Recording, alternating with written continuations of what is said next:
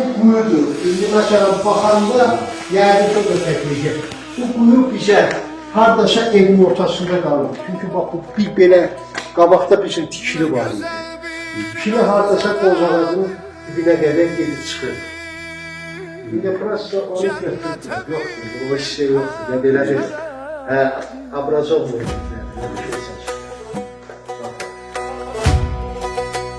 Sinema çəkilmiş dağın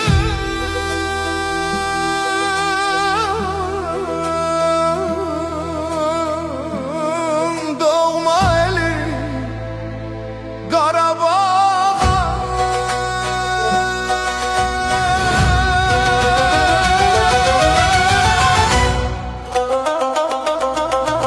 Onun altıdaki bir padval olarak değil. Yani buranın ilkler hasip.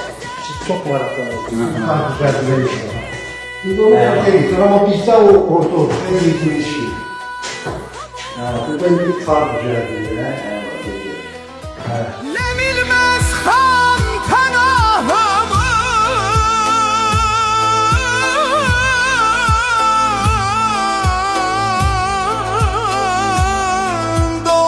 Bak bu şişeler de bak bu kitaplar. Az şey. Genel kalan vardı. Bunlar da he? Sağlık. Bak köhne becektiler. Hiç belki yetmeseydi bana siz kazanır. Sonra olup böyle. Ha. Onun güzeldi yani. Yani genç gösterdi. Yok çok uygun böyle çıkmasın. Böyle şekillere bak. Bu vəziyyətdə bu da təzə şübhədən çıxılır. Bir bak, bir şey.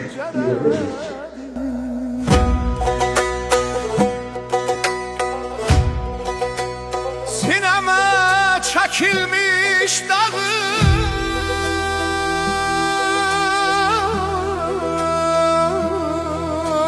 O qənilər, zatlar burada yığışırmış. Mənim əmim söhbət edirdi. Deyirdi burada Xəlil Gəbəndə belə bir şey yox idi də. Evin bir çözümlü olurdu. O açılandan deyil. Hamısını tuturdu. Sovet hökuməti ki, gəlib düşüreyim. Şöyle nə var diye hamısını yıkılar apardı. Nə gözəl bir əfsanədir. Evin o baş hissəsində bir gök ağacı var. O qədər qoyun vurmuşdur ki, iki adam belə tutsaydı, evin deyirlər. Gökhanlar çok sərin, hemen o çallar istəyir, öyle bir çallar deyir. O Gökhanın sərinliğindən ətər çökürsə, yer də palıq ol, patalıq da ki, elə Gökhan materialindən patılıq, qabaq beton zat yox idi, o kölə verir. Otağa girməyinə elə bir ki, yuxu gəlir adama. Məsələn, girərsən, yorğan döşəyə. Sənə gəldi. Alma.